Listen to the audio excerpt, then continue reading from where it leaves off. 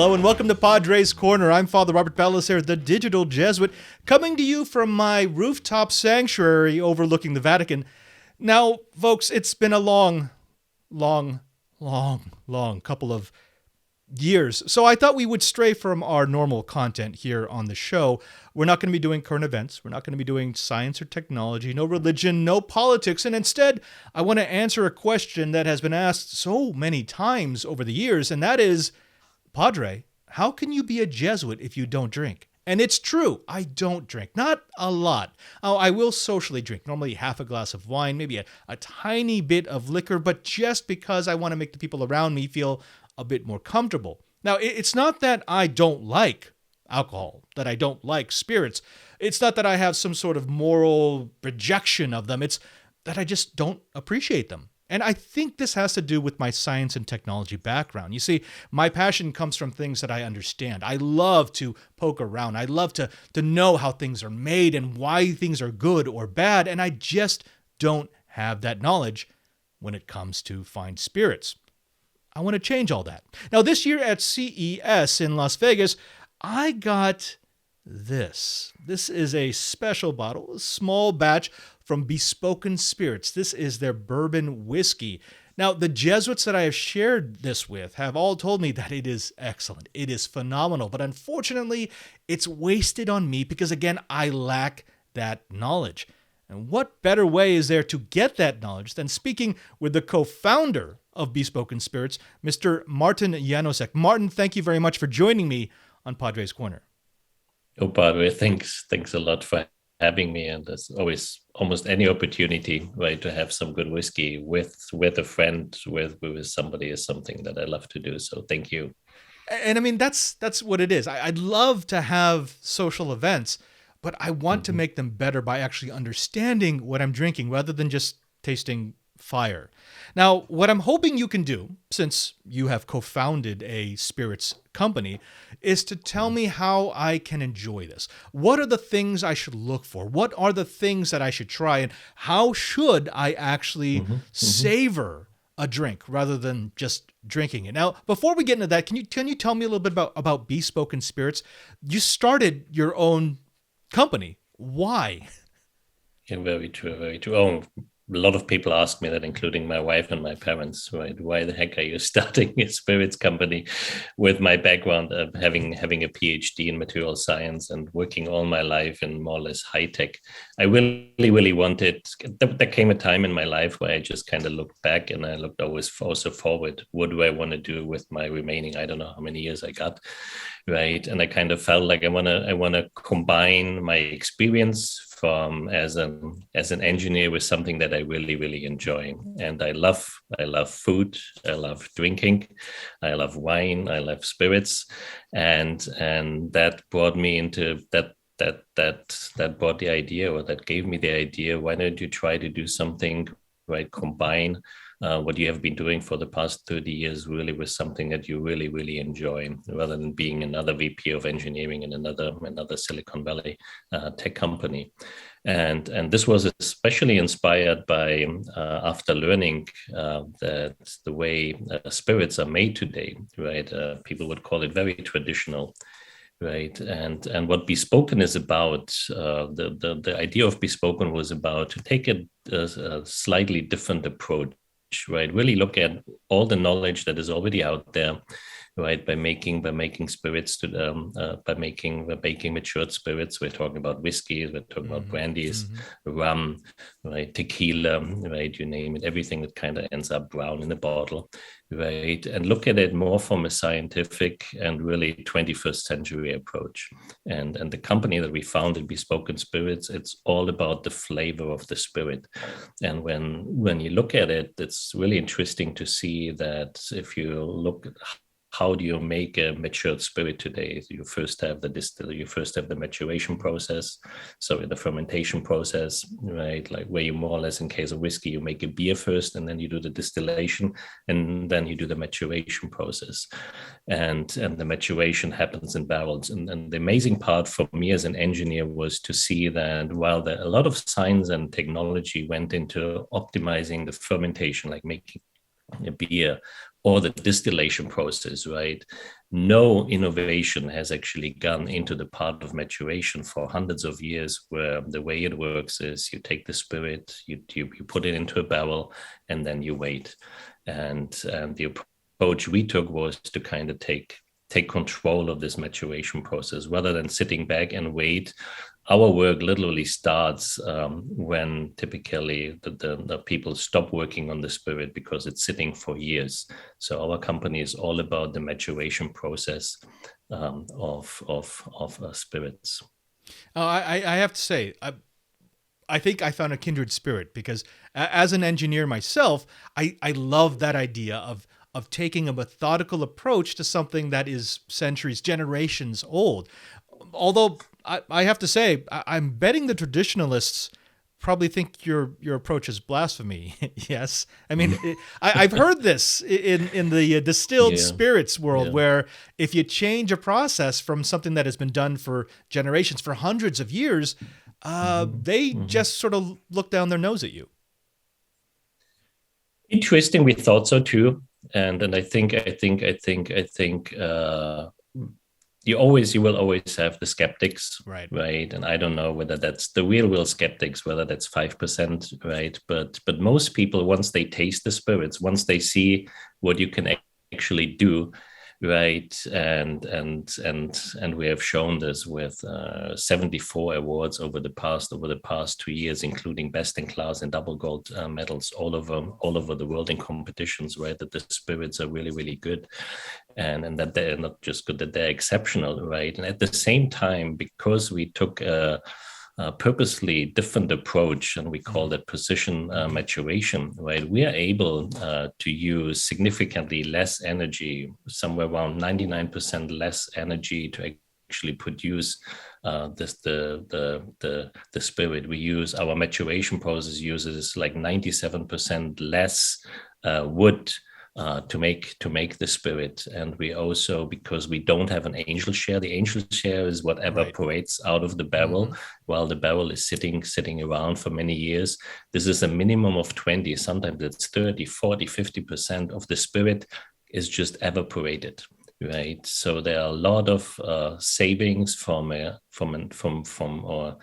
we're reducing the impact on the environment significantly, and that excites people a lot, in combination together with the flavor profiles that we can generate. Sustainable spirits. I love it even more. Okay, let's get into it. So I've got my bottle of bourbon whiskey here. What do I need? Just a glass? I mean, am I just breaking out the tumbler? I would also use a slightly different glass than what you have.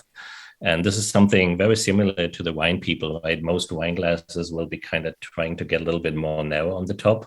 And what that helps with is it just concentrates the aromas that will be smelling out of way right? Okay, so way of doing already it is I have actually the wrong glass, so I got one strike against me. So that's what you could do. I don't know if you have. What we would do, we can pour it, and we can also put something on top that kind of helps a little bit of concentrating in the glass. And then if you put in your nose, that should work too. So first thing is we'll open the bottle if you haven't yet. Ooh. And oh, I love that sound. Makes a nice sound. So we are drinking, like you said, we're drinking an American bourbon, right? And bourbon actually, I should have even not needed to say American. Bourbon means that it has to be made in America. Some people think it's only Kentucky, no, but it can be made anywhere in the US. What's special about a bourbon is it has to be the so-called mash bill. So when we make the mash bill is when you kind of do the fermentation, making a beer, it has to be a minimum of 51% corn, right? So what is common for all whiskeys are made from grains. And bourbon has to be made at least 51% of corn. And we actually have here one that is made of 75% corn, 21% rye, and then malt. So corn, rye, and malt is a very common blending grain mixture. It can be also, instead of rye, sometimes people use wheat. What do each of those give you? So the corn, the wheat, what kind of flavor profile does each add? Yeah. Very, very simple. The corn gives you a lot of sweetness, Mm-hmm. right? So we have another product, which is our American light whiskey. It has like a Mm-hmm. purple label, and that one actually uses 99% corn. So super And there sweet. you can Yeah. really, it gets a very sweet nose. There's no sugar or nothing, right? Of course, in spirits, right? But you get a perceived sweetness like this honey or this corn, this creaminess that what comes from the corn, Okay. right? Okay. The rye, on the other hand, right, brings in the best described like baking spices, right? A little bit of sharpness, right? The spice character. And the malt, in our case, where we only have 5%, that actually helps to kickstart the fermentation process. I got it. Right, and that's the primary reason in this blend for the malt. All right. Now And so if show me a I perfect pour. yeah, so I'm gonna pour it, and it should be at least an ounce. Okay, let's try that. All right. I think that'll work. And what I sometimes do, because it actually really helps to let it actually stand a little bit, and just because lack of time, we're not gonna do this, and Do you need to agitate it, or I you didn't just let want it to. sit? I usually let it sit, right, and just let it sit a little bit. And you can do this up to like 10, 15 minutes. If you leave it too long out, I sometimes cover it with something. I have like Ah, these little yes. caps for the glasses to cover it. So you give the spirit a I've little got time to this. breathe. Oh, almost. Perfect. Okay. Well, and then the first thing you want to look at in a spirit, right, is it's very similar to wine tasting. I don't know how many wine tastings you've made, right? So you first look at the color, right, and in this case, right, we have something that people would probably describe as something like old gold. Right, it's a little Okay. bit darker than the regular gold. I don't know. I have another spirit here, which I don't know if you can see this. It's definitely lighter. It's more pale in color. So you kind of look at the color, right? And then if you do want, you can swirl it around a little bit. And then the first there, and then you would start nosing it, right? Means Oh. right. And there's a lot of different, depending on who you really talk to. I personally have a big nose, so it barely fits into my glass. Right, but I really like to Oh. go deep in. But it is really interesting to kind of actually try a couple of different things, right? So ideally, you want to hold the glass in a little bit of an angle, right, so that your nose here, your nostrils kind of can get the aromas that are coming out of the glass, and the alcohol here, right, actually helps, because the alcohol that is in the spirit, Right. right, is more volatile than water, right, so it kind of drives the different aromas right into your nose. And Now I have to say this smells entirely different from when I just smelled the bottled. And so this oh is yeah, yeah, I oh love yeah, this. I always tell some people claim, but maybe it's Oh. experience when I see people smelling the bottle like this. I said, yeah, don't do that, because you might smell, I don't know, then you might smell some cork, you might smell some wood from the closure, right? Depending on what it is. Oh yeah, different. So different, So right? what? Okay, tell me, what am I smelling? I mean, it it's So complicated. Ooh. oh yeah, it's very complicated, right? And usually it's a good sign for a high quality spirit when you can't just say, oh, this is all lemon peel, or Right. this is Right. all coffee, right? Very similar with wines, right? When you can, all I smell is just coffee, all I smell is sandalwood, all I smell is caramel. That typically tells you, well, it's not a very complex spirit. Right. And with smell, it's so interesting, right? That there's nothing else from our senses, right? You smell something and you suddenly think about an event that happened like 20, 30, if you're old enough like That's it. me, Yes, that's right? That is exactly it. 20, 30 It years triggers ago, right? something. It's just so fascinating. So all of us kind of when they smell this, right, associate, will literally smell something different, right? Mhm. There might be a couple of characteristics that people will agree on, right? And hopefully, in this case, people will say, if I smell this, I do get some like orange peel. I definitely get some of the wood characters, right? I get some spices. I also get like prunes, but more like, how do you call this? Dried prunes. So what we are doing right now, people actually call ultranosal. So we're actually smelling, we're smelling, or we're actually inhaling the aromas through our nose, right? And we will also talk about something that is called retronosal, which means that once we actually have the spirit in our mouth, we can still smell. Right? We're not smelling through our nose, but we are smelling retronosal. And I'm not as good as other people, but a lot of people can distinguish between their aromas, what they actually smell, what they smell through the nose versus what they're smelling through the back of your mouth. And some of those, it's yeah, some of our spirits, I can just nose them all the time. I have to admit, I probably get like 80% of the excitement just from smelling whiskeys. Well, it's a wonderful aroma.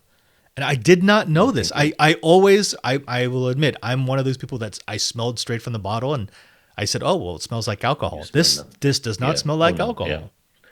All right. So the next thing is we would take a sip, right? And very often the first sip is also because depending on whether it's in the morning, whether it's in the evening, whether you had lunch, whether you had no lunch, right? So the first sip gives you kind of an orientation, but Okay. it's always good to kind of take also a second sip because by then your mouth and then we have a spirit here that was actually proved at 47% of alcohol. So it's a little bit higher than most whiskeys in the market, right? A lot of Scotch whiskeys are bottled at 40%, right? A lot of bourbons are typically around 45%, and then when they're higher, kind of like more the high end whiskeys typically have a little bit higher proof, and we choose that proof because from the feedback that we got from our tasting panel. That was the proof that people enjoyed the most for the neat consumption. So we'll take a sip. All right.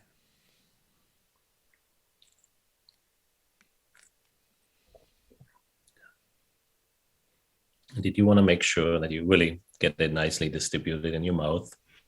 And depending on whether you had lunch or no lunch, right, there could be a very different sense on the heat of the spirit.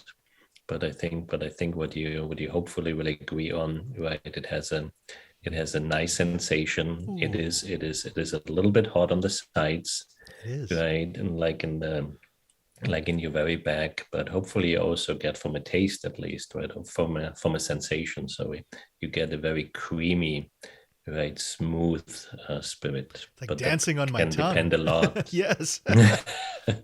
It also depends a lot on if you never had a whiskey before and you drink your first whiskey, right, really really hot, right? If you had a lot of whiskeys, then of course your sense, because the alcohol, right, we are extremely sensitive to alcohol, and there's a big difference whether something is 40 or 47%. It's totally like night and day. Well, I've had whiskey before, but I've always had not great Mhm. whiskey, and it honestly just tastes like fire. It's just something I want to swallow, and then that's fine. This actually I Mhm. enjoyed sort of having it in my mouth for a while. Like you said, it Mhm. spreads, and you can feel it, and you can feel different flavors. Okay, Mhm. again, Mhm. new and wonderful. Mhm. Now you said a second sip. I haven't eaten anything all day, so that might be affecting my flavor profile right now. It will definitely affect how you feel after drinking that glass.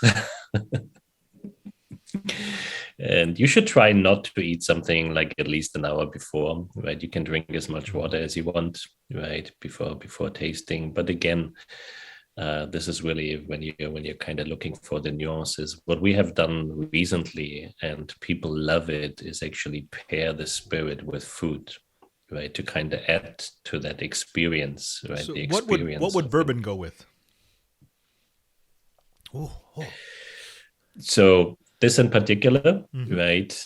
You probably want the dish that has some bones, right? So you probably want Oh, okay. something that has it's probably almost any meat dish, right? Would probably go nicely, right? I could also see like a mushroom, right? Risotto or mushroom Oh, pasta, okay. Oh, we right? have that That here. you We definitely definitely have want to pasta. give it a little. You would need some umami, right? Okay. Yes. Yes. To kind of work with the spirit. So it might be interesting actually to add some ice. And there's a limit if you dilute it too much. But hopefully, what you're going to experience, even on the nose, that it actually starts smelling differently, the spirit. Of course, you need to have a good ice. So Right. Right. don't have your eyes We next do to your not fish have good ice in the here. freezer. So what happens the moment we're adding water? Right, the volatility of the aromas in the liquid changes, right, and it changes the composition of the spirit, and therefore the dominance, for instance, of the alcohol, right, kind of disappears a little bit, right, because we're adding water to it, and we don't have a peated spirit here, right? But there are scientific studies about how adding water to a peated whiskey, right? How the guaiacol is the aroma that we are smelling as this smoky peat aroma. How it Right. gets encapsulated by the alcohol, and when you add the water, then you're kind of releasing it due to the polarities and so on and so on. So the really, really interesting scientific studies even about what the impact of water is, because of a lot of people will tell you add some water to it, right, or just a couple of drops. In this case, we added some ice, and I wonder whether you feel that you're getting different aromas. Well, it definitely now it smells sweeter. Okay. Interesting. How about you get some more fruitiness, like more like some, maybe a little bit more of the orange peel, like some pear drops. Pear. That's okay. That's that. Okay. Yeah, it smells like a sweet pear. That's what I Yeah, was looking for. yeah. How And that did is that happen? It was just smelling like caramel. Okay. I can see why people get addicted to doing this, because if you've got something like this that is so complex that it changes from the time that you put it in the glass to the time that you drink it to the time you take a second sip to the time that you put in an ice cube, then it's like you're having a new drink every single time you take a yeah, sip. yeah, yeah, yeah. Oh, that is good. That is amazing. That is quite good. Wow. Okay. See, you've opened up an entirely new world to me. I am so grateful for this. Oh, okay. Thank you. Now, as I continue, what are the other things that I should look for? I mean, obviously, I'm going to try to find a better glass, because I do see Mm-hmm, why the scent, the smell is so important here. I mm-hmm, think mm-hmm. that sort of profile really increases the experience. What else should I do as I increase my passion for good spirits? Mm-hmm.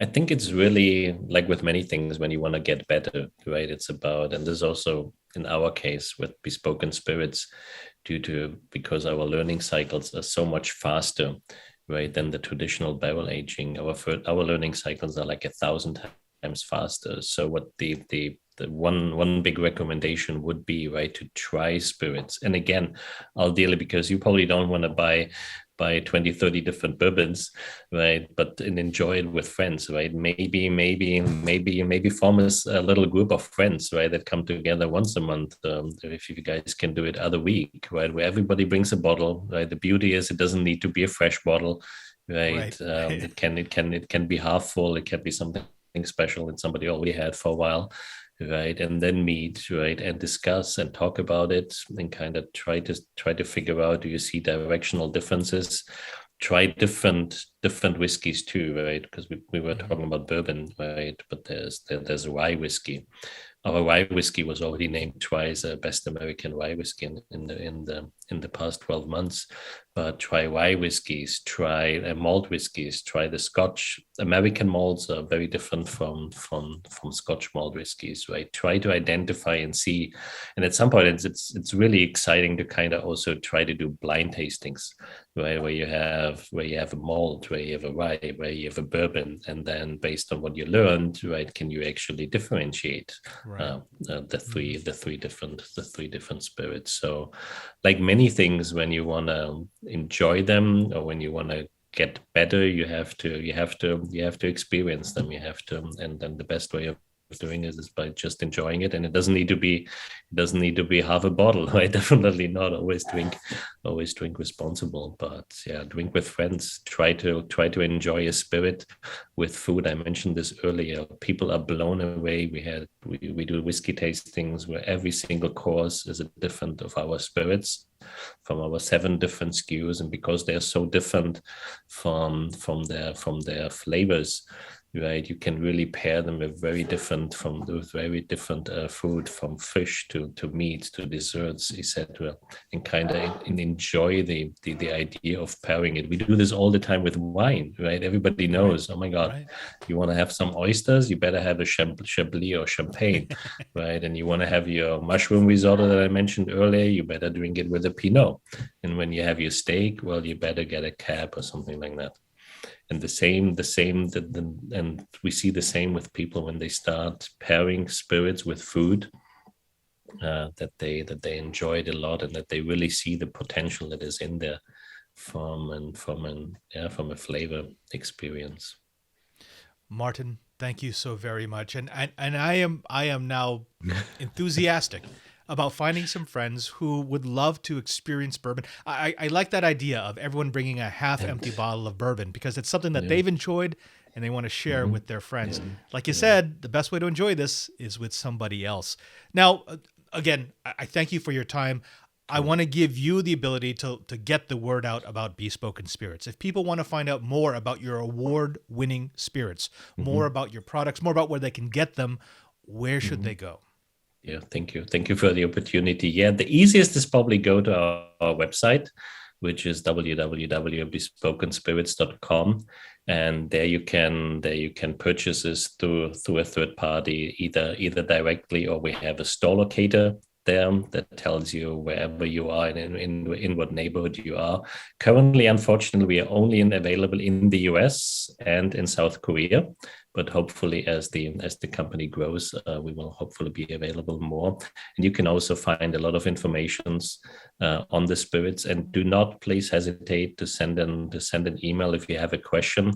You can use our website and just write, "Hey Martin, right, I got a question about spirits," or whatever is in your mind. I would love to hear from everybody who's interested. Well, for now, you can take comfort in the fact that there is at least one bottle of Bespoken Spirits Bourbon Whiskey here in Rome / the Vatican. So in the Vatican, I will use that.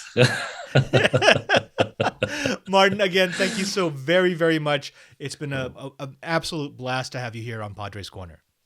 Padre, thank you. Cheers to that. And folks, thank you for joining me for this episode of Padre's Corner. I know it was a little unconventional, but I want to do more of this. I'd like to experience other things other than our science, technology, politics, regular rigmarole. And let me know what you'd like to see. Find me on Twitter at twitter.com/PadreSJ. There you can tell me what kind of content you'd like to see. Not just what new experiences, but is there a technology you'd like to cover? Is there a news story that you think we should talk about? Is there a guest that you think we should bring on to get his or her unique perspective on the world? It's all here waiting for you on Padre's Corner.